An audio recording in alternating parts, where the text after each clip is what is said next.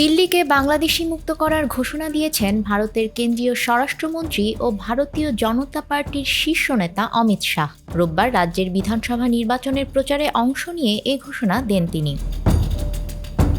এ সময় তিনি বলেন, দিল্লির বিধানসভা নির্বাচনে বিজেপি জিতলে 2 বছরের মধ্যে দিল্লিকে বাংলাদেশি মুক্ত করা হবে। আগামী মাসের প্রথম সপ্তাহে অনুষ্ঠিত হতে যাচ্ছে দিল্লির বিধানসভা নির্বাচন। আসন্ন এই নির্বাচনকে ঘিরে সরগরম হয়ে উঠেছে দিল্লির রাজনীতি। ভোট টানতে জোর প্রচারণা চালিয়ে যাচ্ছে দুই দল।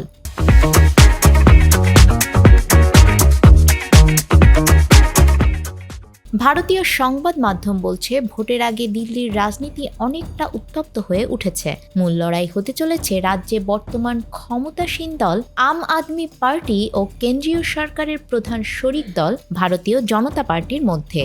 বিজেপি চাইছে যে কোনো মূল্যে এবার রাজধানীর বিধানসভার দখল নিতে। নির্বাচনকে ঘিরে বিজেপি ইতিমধ্যে প্রতিদ্বন্দ্বী পার্টির বিরুদ্ধে ব্যাপক আক্রমণাত্মক মন্তব্য শুরু করেছে। তারা অভিযোগ করেছে, অবৈধ বাংলাদেশি এবং রোহিঙ্গাদের ভোটের ভিত্তিতে এতদিন নির্বাচনে জিতেছে আম আদমি পার্টি।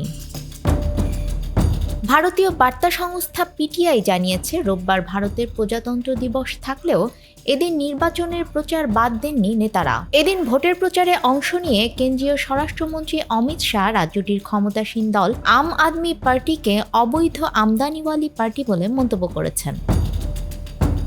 তিনি অভিযোগ করেন, দিল্লিতে 10 বছরের শাসনকালে অরবিন্দ কেজরিওয়াল ভোট পাওয়ার জন্য মিথ্যা প্রচার এবং দুর্নীতিতে লিপ্ত হওয়া ছাড়া আর কিছুই করেননি। এজন্য আগামী নির্বাচনে বিজেপিকে ভোট দিয়ে আম আদমি পার্টির দুঃশাসন শেষ করার আহ্বান জানান তিনি।